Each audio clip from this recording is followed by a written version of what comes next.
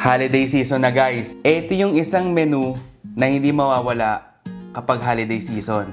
Lalo sa ating mga Pilipino. Filipino style macaroni salad. Tara, gawa tayo. Po!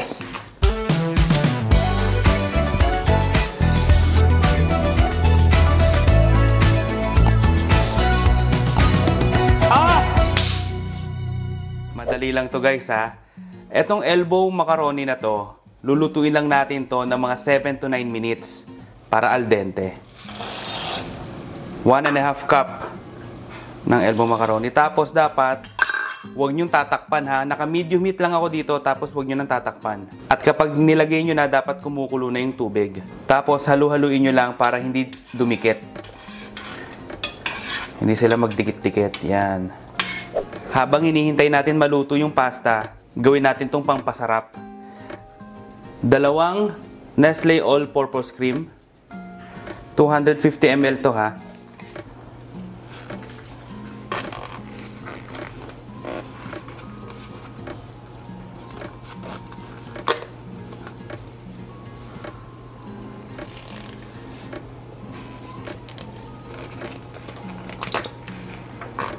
Half can lang nitong condensed milk ha. Pero kung gusto nyong wag na gumaling yung sugat nyo sa paa, ilagay nyo itong buong lata.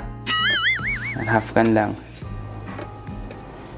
Or i-adjust nyo na lang kung nakukulangan kayo sa tamis. Half teaspoon of salt. Tapos haluin nyo lang.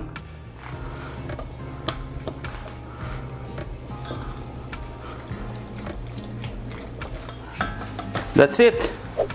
So after mga 8 minutes, pwede na to guys. I-drain na natin yung tubig. Aray ko. Init.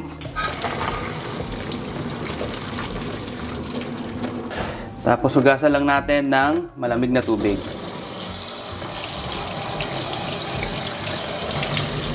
Okay. Assemblein na natin. Ayan natin itong macaroni. Nata de coco. Kulay red. Ito naman nata de coco din, pero pandan flavor.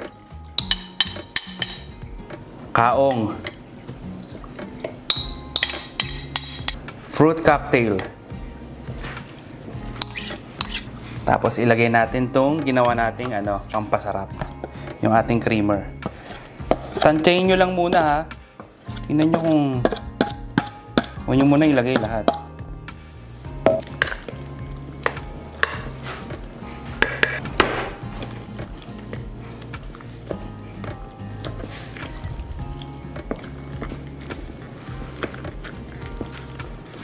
Alam nyo, lagay na natin lahat.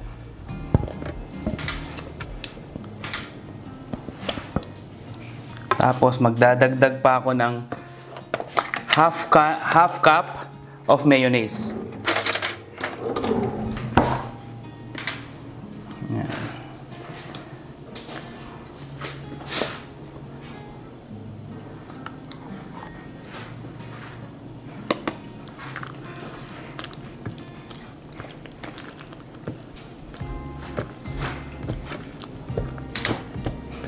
Tapos cheddar cheese. Yung dami, depende sa gusto nyo.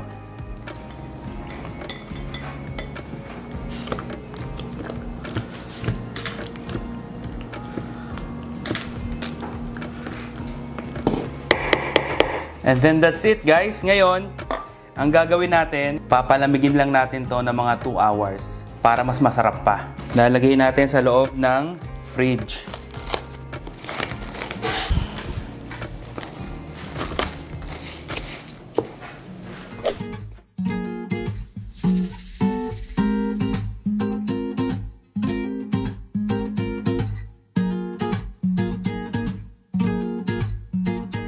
Napakadali lang gumawa. Simpleng-simple lang yung mga kailangan nyo. Ito yung kapag meron kayong biglaang bisita, pwede nyong gawin to eh. Ang nagpatagal lang dito yung pagluto ng pasta. Pero madali lang din talaga eh. At ang rito guys, ang maganda rito, at talagang ang sarap niya. Grabe. Po, panalo to. Ibang level ng sarap to. Grabe. Tamang-tama to guys kapag wala kayong maisip na dadalhin nyo sa potluck. Eto na yung dalhin nyo. Kasi ang daling gawin, mura pa yung mga ingredients na kailangan nyo. At ano siya ha? Hindi siya masyadong matamis. Kasi half can lang yung nilagay natin na condensed milk. Hindi nakakaumay. Alam nyo ito, habang tumatagal, mas sumasarap. Basta ilagay nyo lang siya sa loob ng fridge. Actually ito, mas masarap to kinabukasan pa eh. Kaya kung may handaan kayo, halimbawa bukas, holiday season na guys. Ito yung isang menu na hindi mawawala kapag holiday season. Lalo sa ating mga Pilipino. Filipino style macaroni salad. Tara, gawa tayo. Po! Ano yan? Gawin nyo na ngayon. Sarap. Grabe. O, paano guys? Kung nagustuhan nyo tong video natin, mag-subscribe na kayo at syempre i-like nyo na tong video. At mag-comment kayo ng mga pagkain na gusto nyong tsambahan pa natin. Basta lagi nyong tatandaan ha, na ang luto mas sumasarap yan kapag pa-tsamba-tsamba lang. Paano? Next week ulit, kita-kita tayo.